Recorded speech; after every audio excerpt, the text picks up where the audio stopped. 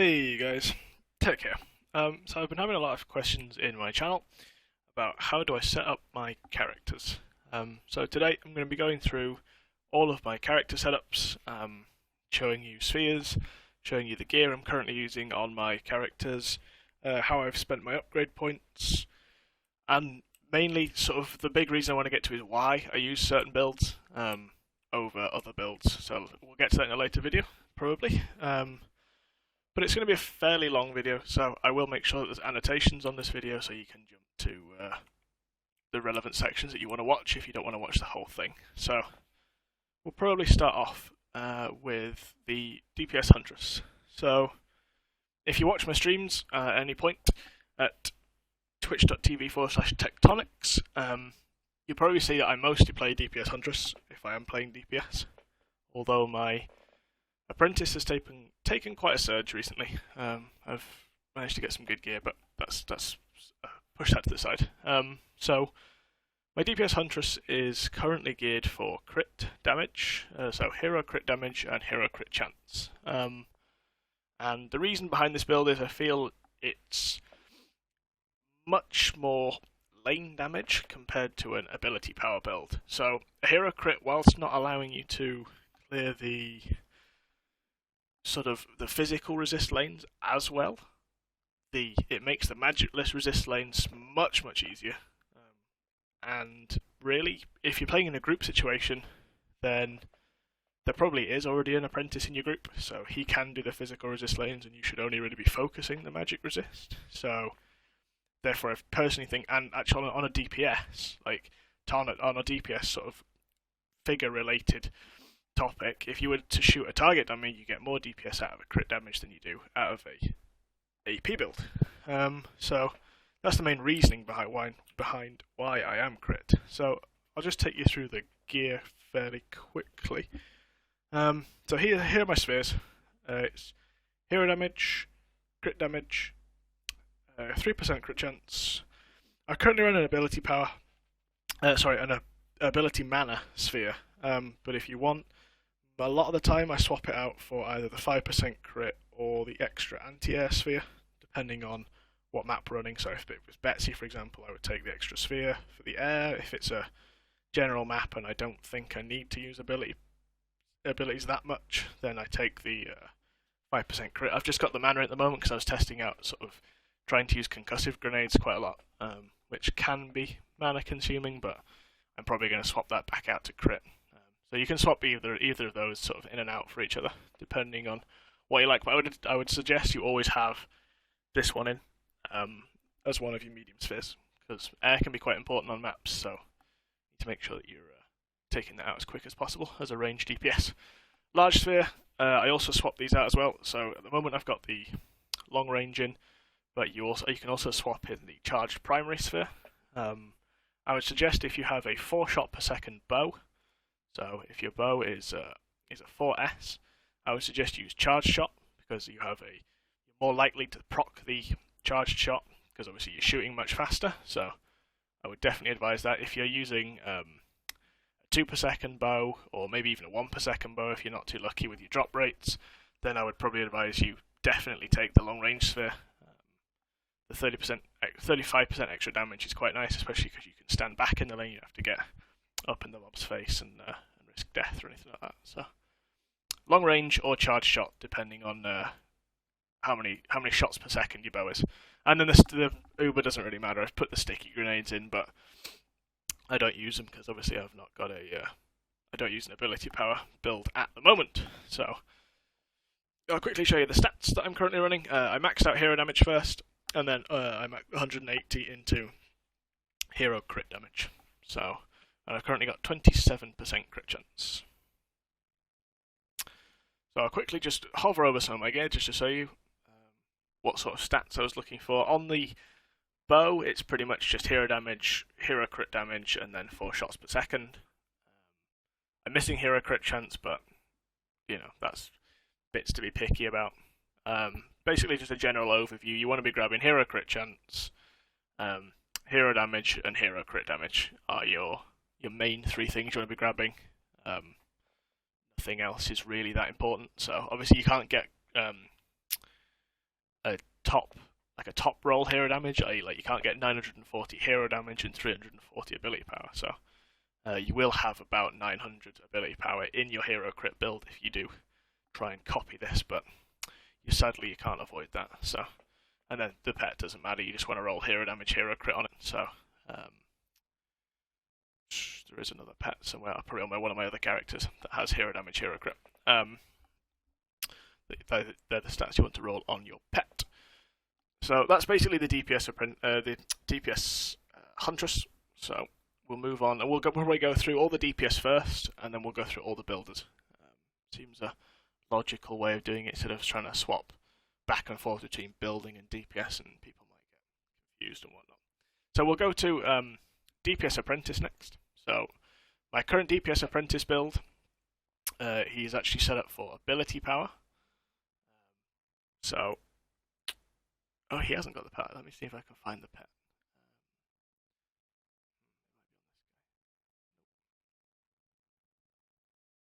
If I can find this pet for you guys first.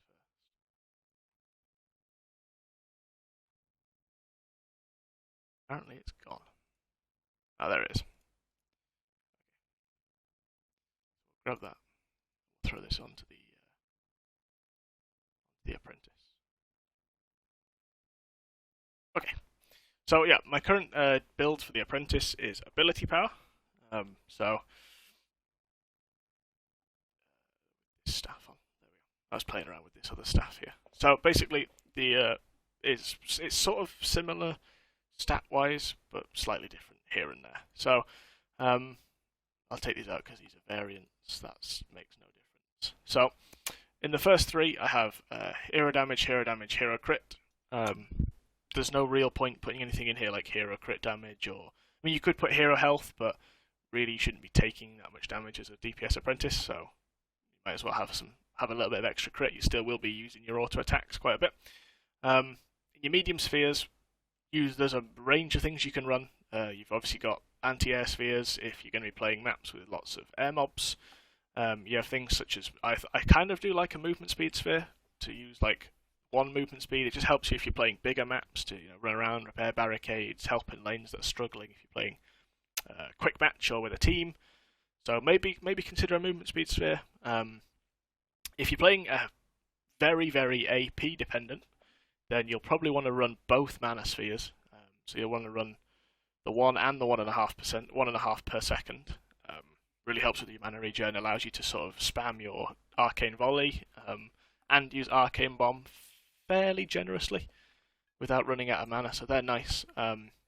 Or you can go for the cooldown reduction spheres. You can go for a mix of sort of say anti-air and cooldown reduction, or movement speed and cooldown reduction, or mana and cooldown reduction. It's really up to like your playstyle, but they're the spheres I would stick to. It would be movement speed, cooldown reduction, mana regen, and anti-air for the medium. Large, there isn't really a large DPS apprentice sphere at the moment for DPS. You can put that on, but it doesn't. It's very, very minimal effect. And then for the Uber, you don't have to use this, but I'm currently using the concentrated cyclone sphere. So it basically turns my tornado, instead of going through the mobs and hitting them all, it deals, as you can see, 2,500 ability power as magical storm damage each second to one target. So it's very good for doing much higher amounts of damage to a single target, like burrowers, maybe ogres, maybe bosses, anything that you've got sort of high priority on in a lane, but maybe the necromancers at the back, or maybe a spear thrower, something like that. So I like it. A lot of people don't, because obviously you lose the knock-up. You lose the knock-up on the entire wave. It only suspends the one target in the air, so you lose a little bit of CC, but I think it's better off for generalized damage. So I'll quickly scroll you through the apprentice gear. So I've currently not got ability power on the staff, because I picked this up yesterday, actually, in fact. So this is a brand new weapon I'm currently using, but it's got Starlight Burst, Ancient Magics, 4 shots per second, and it's Earth damage, which is brilliant to get on your weapon, because elemental damage increases your DPS significantly compared to any other secondary stat. So If you've got elemental damage, when I say elemental damage, I mean earth, fire, water, or storm. If you have any of those on your weapon and you're not sure whether it's worth it to keep over, say, crit or ability power, I would probably say yes. It probably is, depending on what the roll is. So take it to the dummies and give it a go. But 9 times out of 10, it's much, much better to keep an elemental damage compared to a more standard secondary stat such as AP or hero crit. So the rest of the gear is just hero damage, ability power on all the pieces. The main passives you want to be looking for are things like Arcanist, which increases the number of targets you can mark. So I think the default is 3 or maybe 4, and you can change that to 5 and 6 targets so you can get higher DPS off. Because as you probably, if you know the apprentice already, the more every ability you use on a marked target will deal bonus damage. So, and the way to mark targets is to hit them with your standard auto attacks. So you want to be looking for Arcanist. You want to be looking for Ancient Magics, which increases your mana bomb damage. You want to be looking for Superconductor on all your gear if possible. I haven't got very good Superconductor on my gear, but you want to be absolutely cramming Superconductor in to reduce your ability mana costs, because they are expensive, and they did nerf. They didn't nerf your mana regen, but it's very low without the spheres, and they did increase the mana costs, and they did do a small nerf to Superconductor recently. So you want to make sure you try and get as much of that as you can. It will really, really help with your AP build. So Superconductor, Arcanist, Ancient Magics. You're going to be looking for Starlight Burst as an added bonus. It's not that important, but you want to try and grab that where you can. And I'll see if I can find a piece of gear that has it on for you. Nope, doesn't look like I have any, but there's also a passive called Channel, which gives you mana regen as a passive, so that's also quite handy to get if you can get that. So there's quite a few passives you can get out there. Just make sure you try and get at least 2 of them, I'd say, on each piece. And then obviously you want to pet with. I mean, this one's currently got hero crit on it, but you can. If you're going to have it as a pet that you only use on your apprentice, I would definitely say ability power. Okay, so that's the apprentice and the huntress covered. I don't know if people want me to go through DPS monk and DPS squire. They're probably less commonly played, so I'll probably leave those for a future video, and if people request to see those. I mean, I can happily show people DPS monk and DPS squire, but they're not very common, and the standard questions seem to be: how do you build apprentice? How do you build huntress? How do I maximize my traps and my walls and things like that? So that was the DPS portion of this video, and we'll move on to the numerous builders that we've got to go through. So I know it's a long video, but bear with me. I will try and throw all the information I can at you so that you can better optimize and better sort of gear your characters. So the first building one we'll do is we'll jump into the squire. So this is the blockade squire, used for placing the walls in the lanes. It's a very crucial part of your hero deck. So probably everybody out there watching has a blockade squire. So we'll run through him. So here are the skill spheres: hero health, defense health, defense health. So they're your 3 main spheres. These 2 are very optional. I would probably say you definitely want shield strength, just because you're probably going to be stood in the. If you're going to be playing your wall squire, if you don't have a tank squire, then you're probably going to want this. But really, the 2 medium spheres, you can really go down any path you want with them. They don't massively change your gameplay. I mean, you've got the cooldown and the mana regen if you were spamming. If you're spamming slam, or if you're using a taunt a lot in lane, which is probably not a brilliant idea, but you might do it. You can even run. I've been running recently gold spheres because they don't really make a massive difference. But at the moment, I'm running shield strength and I'm running provoke speed, because if say for example, if you're on a fairly large map and one side of this map is struggling and you've cleared your lane, you can press provoke and you can get over a lot quicker to help out with a stun or a repair or something like that. So I quite like it, but it's not. They're very, very optional to however you want to play. The large sphere, you take Vengeance, so 50% of damage taken by a spike blockade is returned in its next attack. It's not massive, but there's no other large sphere currently for blockades that would really do anything, so you might as well take it. And then as the Uber, you just take the Shielding Guard. There's no Uber for walls at the moment. So stats, this is where it's gear dependent. So on your gear, there's a priority stat, which is Hearty Blockade. So you want to get the Hearty Blockade passive on every piece of gear you can. It drops on the shield, the helmet, the chest, the boots, the gloves, and the relic. And this is where, depending on how much Hearty Blockade percent you have, it will change how you use your stat points. So there's a soft cap for Hearty Blockade, which is 23%. So once you've got 23% Hearty Blockade, you basically want to be looking to get hero health in your stat list. So if you've got 23% Hearty Blockade in here, in your stats you want to have 200 hero health and 180 defense health. If you have less than 23% Hearty Blockade, you want 200 defense health and 180 hero health. So that's down to your gear, and you'll have to check that obviously for yourselves. But they're the two stats you go for. So 23% and above is hero health, below 23% is defense health.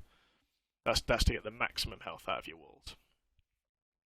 And then on the gear you basically want to look for hero health, Hearty Blockade, and defense health. So as you can see, my gear isn't brilliant because it really is. It's been difficult for me to find blockade pieces with both rolled stats. So the perfect kind of gear, I haven't got a perfect piece, but would be defense health, hero health, 5% Hearty Blockade. Would be your perfect pieces. So if you get those, then you're very lucky. But you want to try and get 5% on every piece. So it'd be 5, 10, 15, 20, 25, 30% maximum. And you want to try and get hero health and defense health on both. But as you can see, normally on my pieces of gear, so I've got hero health there, defense health on that one, defense health on that one, defense health there, and on these two I've got both. So it's, as long as you're getting one stat and 5%, it's probably still quite good for you. And then on the pet, you just want to have hero health and defense health to complement the rest of your gear. So they're the two stats you want to be looking for. There's no real passives to look for as a Waller Squire, because you're not really doing much else. You're not tanking and you're not DPSing, so sort of crit damages and all that don't really matter. But you'll get a bunch of random passives. I've got some mana regen and some crit damage and some defense, some vector corrector, and the passives are all over the show, but they're not very important. It's the main three things you're looking for are defense health, hero health, Hearty Blockade. So that's the Waller Square. Next, we'll probably run through one of the other most important things in the deck, which is the Frosty Apprentice. I know that a lot of people farm for Frosty Apprentice gear, so we'll definitely take a very in-depth look at the Frosty. It's quite mathematical based on the Frosty. You have to be looking at percentages and defense power and how much you're actually adding to traps, and upgrades can be tricky to find, but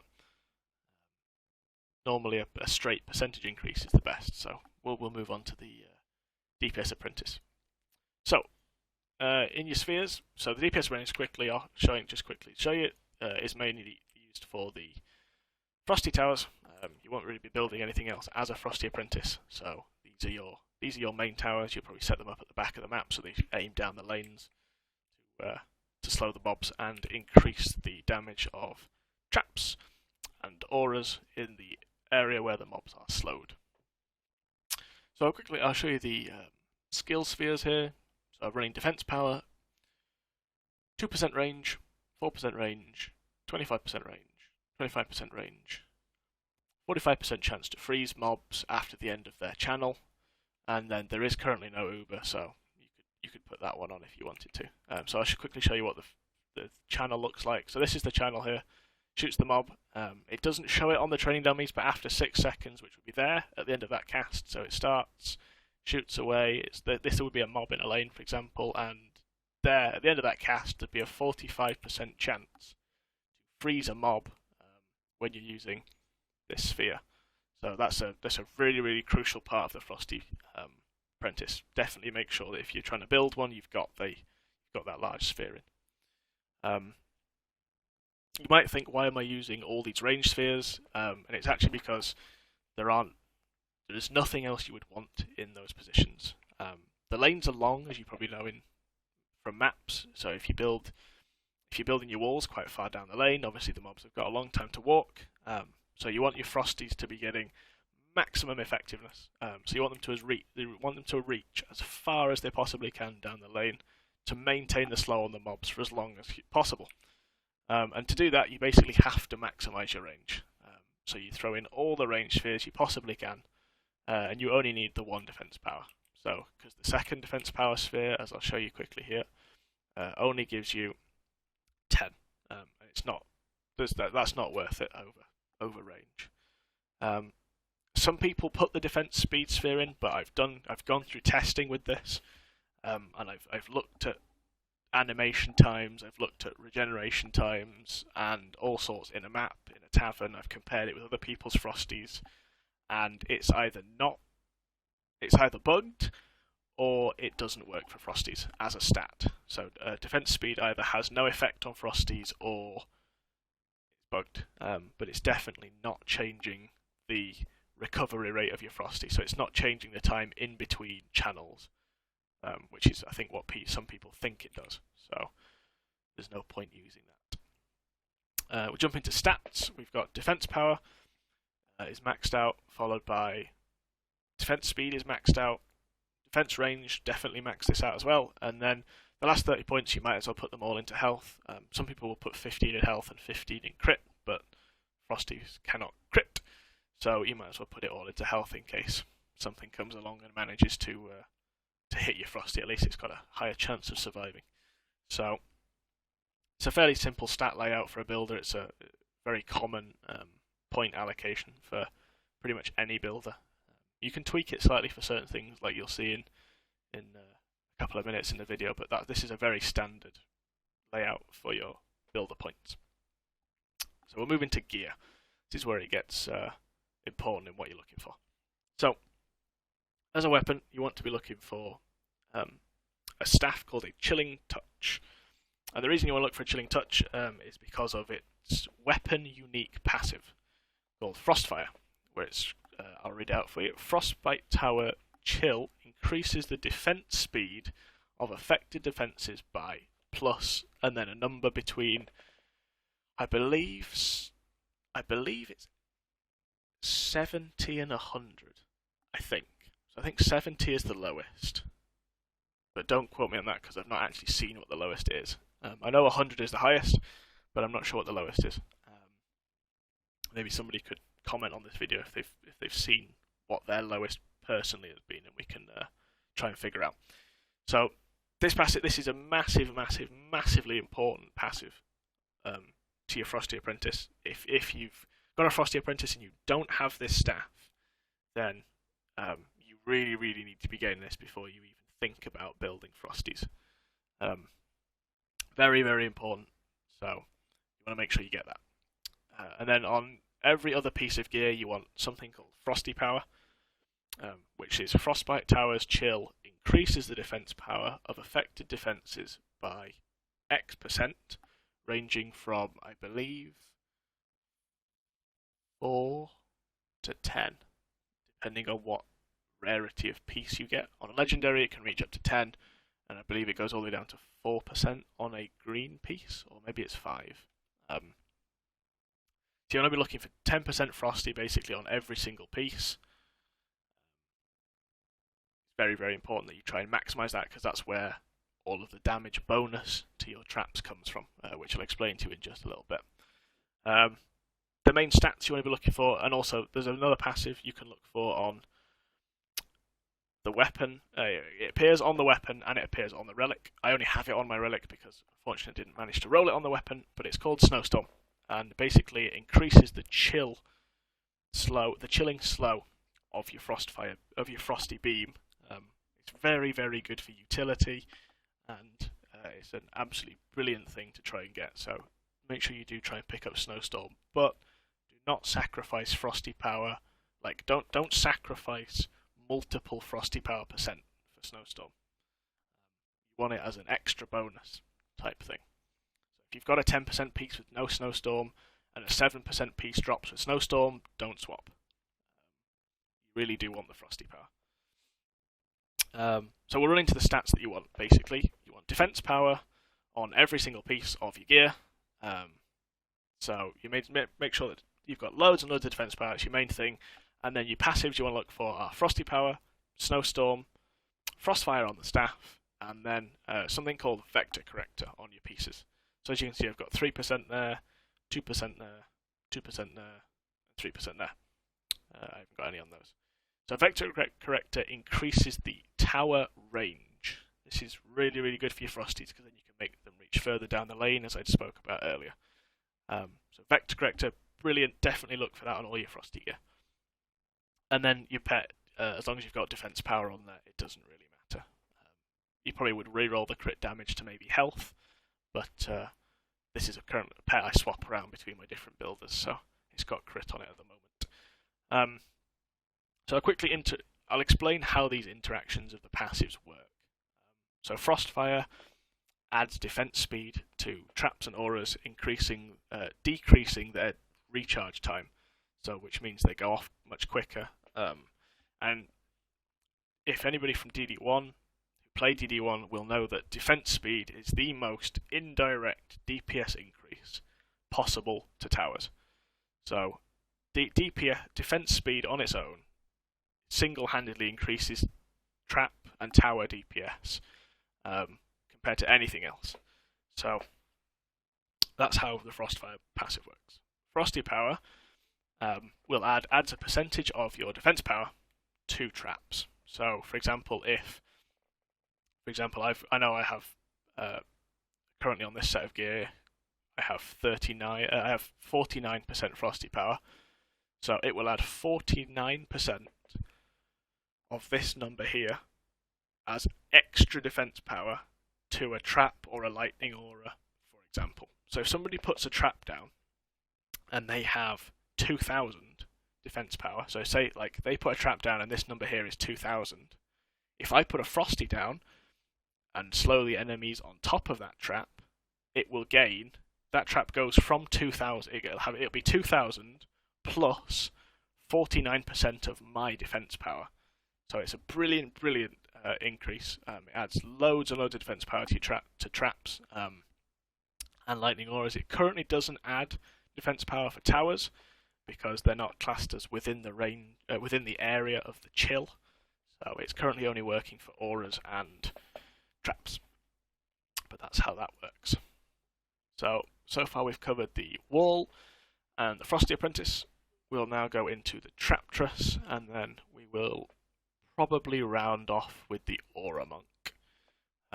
If anybody else wants to see any other characters and classes after these next two I do, make sure you leave a comment or come and hop into the stream and ask me to do a guide on maybe Cannonball Squire or Flamethrower Apprentice or sort of anything like that you fancy seeing as well. So I'm going to basically cover the main builds, but if you want to see a sort of off build, then let me know, and I'll be happy to do that for you. So we'll run into the Trap Truss. Probably the most commonly used builder in any game, the most commonly used tower as well at the moment, or defense, as it's not really a tower, would be the trap. So the rundown for the Trap Truss is very, very similar stat-wise to all the other builders. You want to be running as much defense power as you can, defense range, defense speed, and then 15 into health and 15 into crit. 15 is the soft cap for each of these, so you might as well put the 15 points in. spheres, defense power, defense speed. Crucial, make sure you've got this because it does affect the recharge rate. So if I just quickly show you, 2.86, and then if we swap, take this off, 3 seconds on the recharge. So definitely make sure that you've got this attack speed sphere on. Defense power again. Defense crit 5%, range 10%, fire for effect as the large sphere, 25% chance for your explosive trap and elemental chaos to detonate a second time, not consuming a charge and dealing 40%. Really good. You do actually see it proc quite a lot, so especially when you're putting 6 and 7 traps in a lane, you're getting a lot of extra damage, so make sure you've got fire for effect. And the large sphere is your elemental chaos, which allows you to place both explosive traps, and it allows you to then put the Uber on and place elemental chaos traps. So you basically make sure you've got that Uber if you're trying to cover both lanes. The explosive traps are for magic resist, and elemental chaos are for physical resist lanes. So stats on your gear, defense power on every single piece, and then you probably want a mix. You want a nice mix of defense health and defense crit. So as you can see, I've got 2 pieces of health and 3 pieces of crit. So you can swap and change that as your gear drops. You don't want to get too much health because you don't need 300 charges and nothing like that. But you don't want to stack every piece into crit, so you've only got like 90 charges. You need to make sure you've got a happy medium of the two. I'd say you will probably want a minimum of 150 charges. If your gear isn't fully optimized and sort of top end Nightmare 4, you probably want maybe 200, 220 charges, but definitely you don't need more than that. If you've got 270 and 280 charges, you seriously need to look to find some gear with crit on it. So, and make sure when you're using your stat allocations, so your upgrade levels, you're putting all the points into defense power. The passives for the Traptress include Tripwire, which, as of the recent changes to it, now rolls as a 3% chance. So it can roll up to 3% on every piece. So the bow, the helmet, the chest, the gloves, the boots, and the relic. So you can get a total of 18% tripwire. This is the main thing you stride for as a Traptress. So you want to basically make sure that you're getting 18% tripwire. The next passive you want to be looking for is called Volatile Schematics, which increases your trap radius. It's just very nice for covering lanes and making sure that you are getting the best out of your traps. And then Defense Crit Chance. So you want to try and maximize your Defense Crit Chance as much as you possibly can. So that's got a typical roll. It hasn't got Volatile Schematics on it, but that's a typical Defense Power, Defense Crit Chance 5%, Tripwire 3%. And then on the pet, I have defense power and defense crit damage. So, for any of you out there that wonder how your Traptress is built, or you want to know, like my gear specifically, it's give you a quick show over of it again. You can pause this video at any point, study the items in depth if you want. That's completely up to you. So, move on to the last, but not the least, definitely not the least, the Aura Monk. So, the Monk can be used for 2 things. Lightning Auras and Serenity Auras. So, I'll take you through both, but this guy is currently geared for Serenity Auras. Give me a second, guys. Mouth is getting very dry. So, the Aura Monk. This is the monk that's used to place these. The Serenity Auras. They give you a passive heal while you're inside them of, mine gives 1,163 every second, which is not too bad. So, very useful for a heal. But the main thing about the Serenity Auras is this weapon. Many of you will know this is called the Purge Evil weapon. It is the polearm that is a random drop.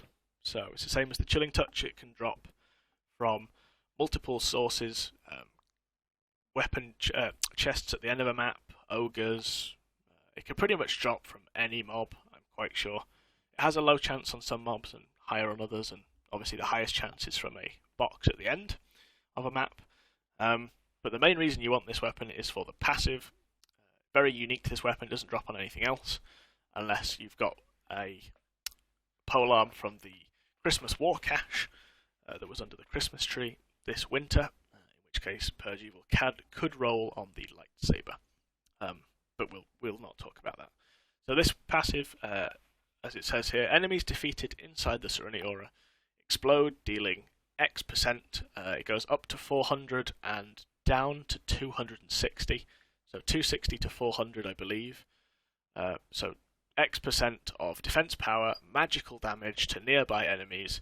Enemies that are killed with the explosion also explode. So it can set off a very nice chain reaction, which you will probably see if you do. If you've got this weapon and you put it down and you see all the small mobs explode at the same time, that's most likely Purge Evil doing that. So this is a very, very important passive. Serenity Aura Monk is. There's no point putting Serenity Auras down without this weapon. So if you don't have this and you're going into quick match, I would advise you don't build the Serenities. Try and let somebody with this weapon build them. And then for the rest of the gear, the main passive you're looking for is Karma Vortex, which increases your Serenity Aura radius. You want to try and grab as much of that on each piece as you can. There's also the passive there, Radiance, which increases your auras by 3%, so that's even more radius and range. So you want to be trying every piece perfectly rolled would have Karma Vortex and Radiance on it. Radiance, sorry. But you might not get that luck, you only get Karma Vortex like I've got. And then on the Relic you can roll Idle Flow, which is enemies inside the Serenity Aura, so inside this big green circle, have their movement speed slowed by... so enemies slowed inside move at 83%, so it's a 17% slow. It goes down to 80%, so it would be Serenity Auras now slow enemies inside to 80% of their speed, which means the maximum you can get is a 20% slow. That's how that works. The stats on your gear you want to be looking for: defense power on every piece. It's not massively important if this is only a Serenity Aura Monk. No other stats matter. You want Karma Vortex, Purge Evil, Radiance, defense power. And Idle Flow on your Relic. And they're the only stats that matter if this is purely for Serenities. If you're doing Lightning Auras on the Monk, then you want to be looking for defense crit chance, amped up, and I believe... yeah, and then you want to be basically focusing on the second as well as the first main stat. So if this is both a Serenity and a Lightning combo, which I wouldn't suggest, I'd suggest you gear them separately. Because you can get pieces that have got maybe low Karma but high amped up, and vice versa, that it's not really gear optimizing. So if you want to do a Lightning or a Monk, I would suggest you split it from your Serenity Monk and do 2 monks instead. But I'll run you through Lightning or a Monk very quickly. So amped up basically increases the attack rate by a certain percentage, which is a massive DPS increase. As I said earlier, rate is the single-handed biggest increase out of any stat. Attack rate or attack speed, whatever you want to say. Single-handed biggest increase. So you want to try and get 3% amped up on every single piece. You want defense crit chance on every single piece, and then your gear should be defense power and defense crit damage. Maybe a little bit of health here and there, but you want to focus definitely defense power, defense crit damage. And this is where Purge Evil doesn't matter for Serenity Monk, for Lightning Aura Monk, sorry. So a Lightning Aura Monk weapon, let me try and see if I can show you here, would be something like this. So defense power, defense crit, amped up. The 3 things you're looking for on a Lightning Aura weapon. That concludes the main... oh, it doesn't. Never mind. So I didn't go through spheres or stats. So spheres on the Serenity Monk would be defense power, defense speed, defense power, double range, so double 10% range to increase your Serenity even further. The large sphere can be changed out. It's very dependent. If you're using them for 90% of the reason, so if 90% of the time, the reason you put Serenities down is to grab the Purge Evil passive, so you get the explosion on the mobs, and to increase hero damage DPS. So you would use the large sphere Empowering Calm, which is, whilst stood inside the Serenity aura, your hero damage is increased by 25%. This is for anybody in your party, and everybody can receive the bonus at the same time. So if you're putting Serenities down, you probably will be using Empowering Calm, so make sure you are standing in it to get your bonus. I see a couple of people put it down with Empowering Calm and then forget to stand in it, so do make sure you are stood in there gaining the bonus. If, on the other hand, if your Karma Vortex gear is slightly low on the percentage side, so maybe you don't have legendary pieces, maybe you've got blues or mythicals, and your Karma Vortex is a little low, and maybe your range isn't brilliant, then you probably want to look to pick up the Gambit Sphere, which adds 25% range, but decreases the healing it does. So you need to take that into consideration if you're going to be playing a Squire or a melee character in the Serenity. This will decrease the healing you receive, which could be quite a disadvantage to you. So just use these carefully. You'll be using this one almost 100% of the time when you have good Karma Vortex gear. But if you don't, then you can use this one, but just do be aware that it doesn't buff your hero damage and it does have a reduced heal. So just be careful with those. We won't really talk about this one because you don't use it for Serenity Monk. And there's currently no Uber Sphere for Serenities. There's a Lightning Strike auras which you can play around with on your Lightning Aura Monk, but personally I'm not a fan, so I'm probably not going to go through that. Stat allocation is pretty much exactly the same as most builders. Defense power, defense speed, defense range, and then a 15-15 mix. Because defense health does affect your Serenities. So, very, very standard building setup. If you're not sure how to specifically do, which maybe you should be able to now since you can scroll back through this video and check pretty much all the builders.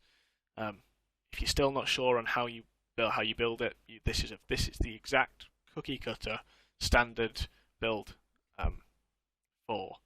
standard stat allocation for any builder that you've got. Defense power, defense speed, defense range, 15 health, 15 crit. Unless it's something else specific, in which case have a look back in the video and pause it on certain builders that you want to see. So that's currently all of my characters. I do have other characters in my hero deck, as you can probably see. So these are sort of builds I'm playing with. I've got a Flamethrower Apprentice, I have a Cannonball Squire. This is my Lightning Aura Monk.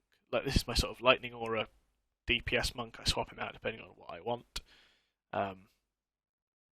This is just a spare Apprentice. So I was going to try and use the Harbinger weapon to try and make the Apprentice walls good, but never got around to it. And then obviously I've got my current hero deck. So hopefully this video has helped everybody out there who's been asking to see my personal stats and my personal characters.